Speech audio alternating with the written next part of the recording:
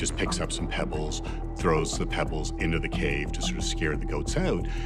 Except what he hears. In 1947, a Bedouin shepherd boy threw a rock into a cave near the Dead Sea and heard something unexpected, the sharp sound of breaking pottery. Curious, he climbed inside. What he found would change history. Hidden in ancient clay jars wrapped in linen were leather scrolls more than 2,000 years old. They had survived wars, empires, invasions, and centuries of silence in the Judean desert. And when scholars finally began to understand what they were looking at, they realized these were no ordinary writings. They were the Dead Sea Scrolls, the oldest known biblical manuscripts ever discovered. But then scientists found something on the scrolls that no one had ever been able to read before. Not ink, not handwriting, not a hidden message between the lines, a fingerprint. Not the fingerprint of a person who touched them, but a biological fingerprint, a genetic trace embedded in the parchment itself. And once that fingerprint was decoded,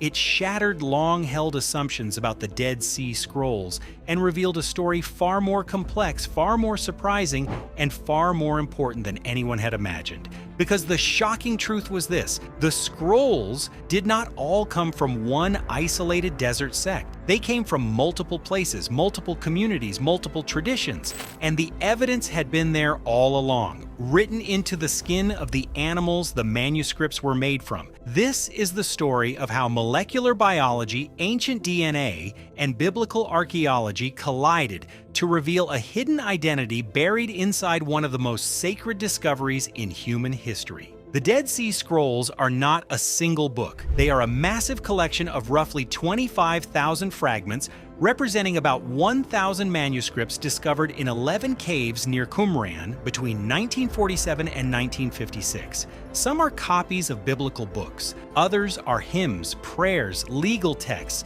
commentaries, calendars, and community rules. Together, they date from about the 3rd century BCE to the 1st century CE, a crucial era in Jewish history, just before the destruction of the Second Temple and just before Christianity emerged from within the Jewish world. These scrolls matter because they preserve the oldest surviving copies of parts of the Hebrew Bible. They also preserve something just as valuable: evidence of a world in religious motion, a world in which scripture was still fluid, a world in which communities argued over law, ritual, prophecy, purity, and authority, a world in which the boundaries of Judaism were still being shaped. But from the beginning, there was a huge problem. The scrolls were badly fragmented. Many of them survived only as tiny scraps of parchment, no larger than a postage stamp. Some preserve only a few words. Others only a few letters. Trying to reconstruct them was like trying to assemble hundreds of different jigsaw puzzles. After all the pieces had been mixed together and most of them had been destroyed,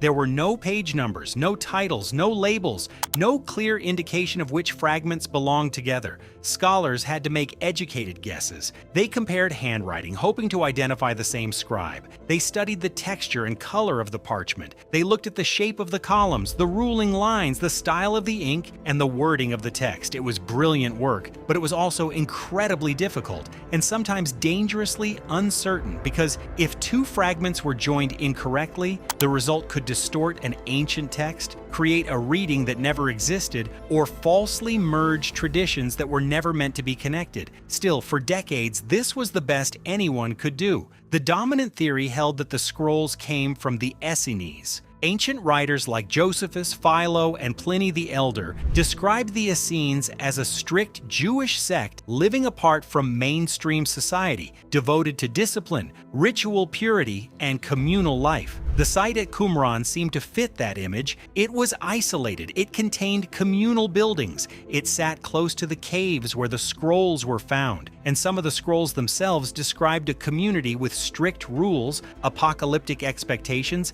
and hostility toward the Jerusalem priesthood. Everything seemed to line up. The scrolls were the library of the Essenes, the caves were their hiding place, Qumran was their settlement. Mystery solved. Except it wasn't. Even while the theory became widely accepted, cracks in the argument never fully disappeared. The scrolls were too diverse. Some biblical books existed in multiple versions that did not match one another. Some texts reflected ideas that did not seem to belong to a single sectarian worldview. The quality of the parchment varied dramatically. The scribal hands were inconsistent. Some manuscripts appeared older than the settlement at Qumran itself. And perhaps most puzzling of all, if this was one group's private library, why would it contain such a wide range of competing textual traditions? Why preserve conflicting versions of sacred books? Why keep texts that did not clearly support your own theology? Why would an isolated sect maintain a collection that looked less like a single library and more like a cross-section of a much larger religious world? These questions lingered for years, but there was no decisive way to answer them,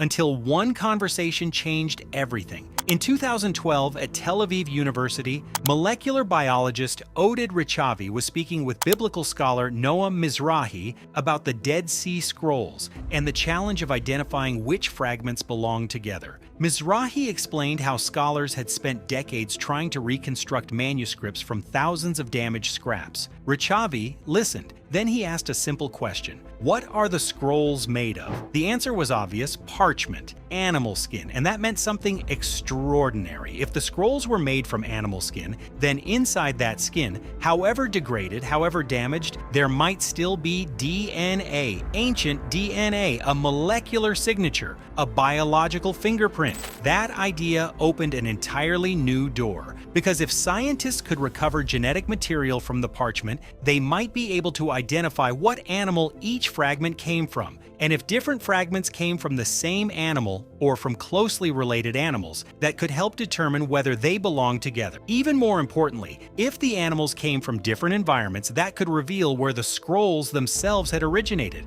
not from the handwriting, not from the wording, but from the biological history of the skin they were written on. It was revolutionary, and it seemed nearly impossible. The Dead Sea Scrolls are among the most fragile and culturally sensitive artifacts in the world. They are sacred texts. They are priceless archaeological treasures, and after more than 2,000 years of age and decades of handling, many fragments are in extremely delicate condition. No one was going to allow scientists to cut pieces out of them, drill into them, or destroy even tiny samples. So the researchers had to solve an almost absurd problem. How do you extract DNA from a 2,000-year-old parchment without damaging the parchment at all? The answer was ingenious. Over decades of storage and handling, tiny particles of material had collected in the containers where the fragments were kept. Dust, residue, microscopic debris from blank edges and damaged margins. Within that residue were traces of collagen and degraded genetic material from the original animal skin. That meant the team could collect material that had already separated from the parchment naturally, without touching the written surface and without harming the text. It was one of the most elegant, non-invasive sampling strategies ever developed for ancient manuscripts. But collecting the sample was only the beginning. Ancient DNA is notoriously difficult to work with, and parchment is one of the hardest materials of all. To make parchment, ancient craftsmen soaked, scraped, stretched, and dried animal skins under tension. That process already damages DNA. Then scribes wrote on it using inks that could chemically affect the surface. Then the scrolls sat in caves for centuries, exposed to heat, dryness, mineral deposits, and environmental fluctuations. Then they were discovered and handled by conservators, scholars, photographers, and museum staff for decades. By the time scientists tried to sequence the DNA, what remained was fragmented, degraded, and contaminated. It was like trying to reconstruct a shredded document after it had been buried in the desert for 2,000 years and handled by hundreds of people. The team had to work under strict ancient DNA laboratory conditions, protective suits, masks, sterile tools, positive pressure rooms, UV sterilization, bleach-treated surfaces, multiple controls, repeated authentication. They had to prove not only that the DNA was real, but that it was ancient and that it came from the parchment rather than from modern contamination. It took years, but eventually they succeeded, and what they found changed everything. The first discovery sounded simple. Most of the tested scroll fragments were made from sheepskin. That was not surprising. Sheep were common in the region and their skins were often used for parchment. But some of the fragments were made from cow skin, and that was a bombshell because cattle do not belong in the Judean desert. Qumran sits in an arid, unforgiving environment near the Dead Sea. It is hot, dry, rocky, and poor in grazing land. Sheep and goats can survive in such conditions. Cattle cannot. They need large amounts of water and rich pasture. A desert settlement like Qumran was not the kind of place where herds of cows could be raised for parchment production. So if a scroll fragment was written on cowskin, it almost certainly did not originate there. It had to come from somewhere else, somewhere wetter, somewhere more fertile, somewhere outside the immediate desert environment. That single finding was devastating to the idea that all the scrolls were copied locally by one isolated sect, because now there was hard biological evidence that at least some manuscripts had been produced elsewhere. The collection was not local and uniform, it was mixed. And then the scientists went further. They did not just identify species, they began comparing the genetic profiles of the parchment fragments themselves. That is where the real fingerprint emerged. Every animal carries its own unique genetic signature. And by examining mitochondrial DNA, which is more abundant and survives better in ancient remains, researchers could group fragments by species and ancestry. In some cases, nuclear DNA provided even more detailed information, allowing scientists to estimate how closely related different animals were. This meant fragments could now be compared biologically. If two scraps of parchment came from the same animal, that was powerful evidence they may once have been part of the same original manuscript. If they came from unrelated animals, that did not automatically mean they were unrelated texts, but it made certain matches less likely. For the first time ever, scholars had an objective scientific method for testing whether some fragment groupings were right or wrong. No more relying only on handwriting and visual impressions, now the parchment itself could testify. One of the most important examples involved the biblical book of Jeremiah. Among the Dead Sea Scrolls, scholars had found different versions of Jeremiah. One was longer and similar to the traditional Hebrew version known today. Another was shorter with major differences in order and content. For years, scholars argued over what this meant. Were these simply scribal variations? Were they accidental changes introduced in copying? Or did they represent two genuinely different textual traditions circulating in the ancient world? The DNA helped answer that question. Fragments of one Jeremiah tradition were written on a different type of parchment than fragments of the other. In at least one major case, the shorter tradition appeared on cowskin, while other Jeremiah fragments were associated with sheep parchment.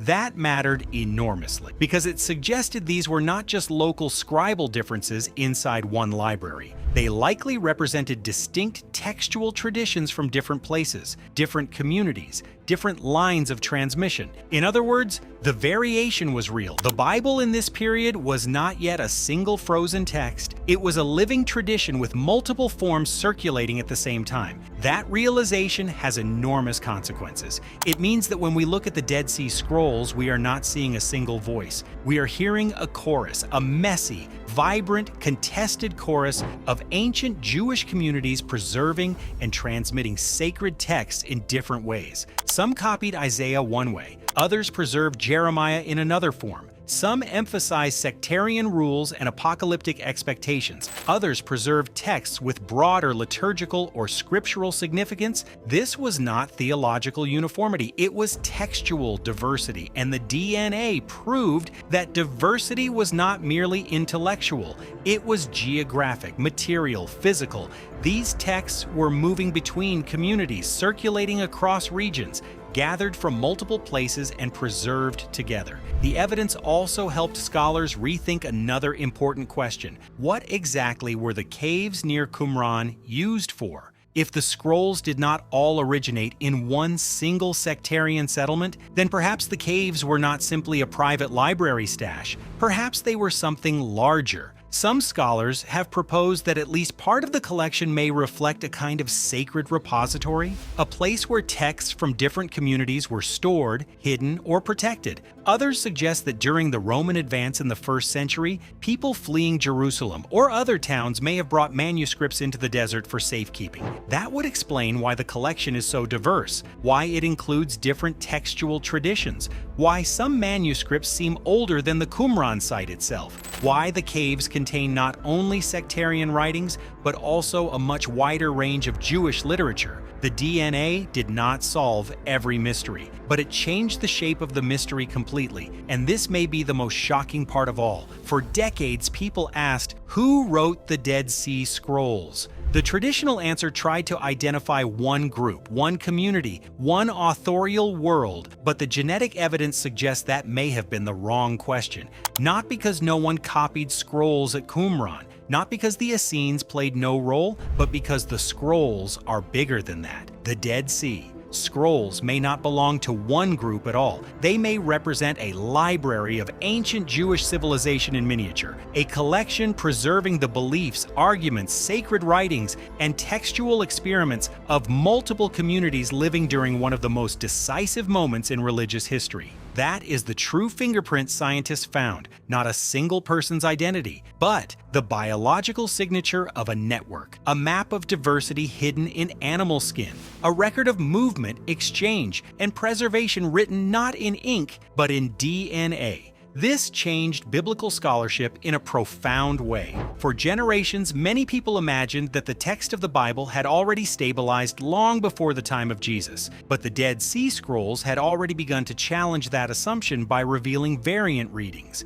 Now, the DNA strengthened that challenge. It showed that different textual versions were not just scribal noise inside one archive. They were tied to different manuscript traditions and likely to different communities. That means the process of canon formation, deciding which version of a sacred book was authoritative, was still unfolding in this period. The biblical world of the first century was not fixed and uniform, it was dynamic. And that matters not only for Jewish history, but also for understanding the background of early Christianity, because Christianity emerged from this exact world. A world of competing interpretations, diverse scriptural traditions, apocalyptic hopes, legal debates, and arguments over purity, authority, and the meaning of God's covenant. The Dead Sea. Scrolls no longer show us just one fringe sect waiting for the end of days. They show us a broader religious landscape alive with debate and possibility. And this is only the beginning. Researchers continue to analyze more fragments. They are combining DNA studies with radiocarbon dating, multispectral imaging, parchment analysis, and ink chemistry. They are building genetic reference datasets that may eventually help identify regional patterns in parchment production. They are asking new questions that would have been impossible just a decade ago. Can specific manuscripts be tied to specific production centers? Can we track how sacred texts moved across Judea? Can we identify clusters of manuscripts produced from related herds, suggesting local parchment workshops? Can biology reveal hidden relationships between fragments that textual scholars alone could never see? This is what makes the story so remarkable. The breakthrough did not come from replacing traditional scholarship. It came from expanding it, from bringing molecular biology into conversation with archaeology, philology, paleography, and religious history. The result was not the destruction of the old field, it was its transformation. For 70 years, scholars studied the Dead Sea Scrolls with extraordinary dedication. They uncovered languages, reconstructed manuscripts, interpreted sectarian beliefs, and reshaped our understanding of the ancient world. But there were questions their tools could not fully answer.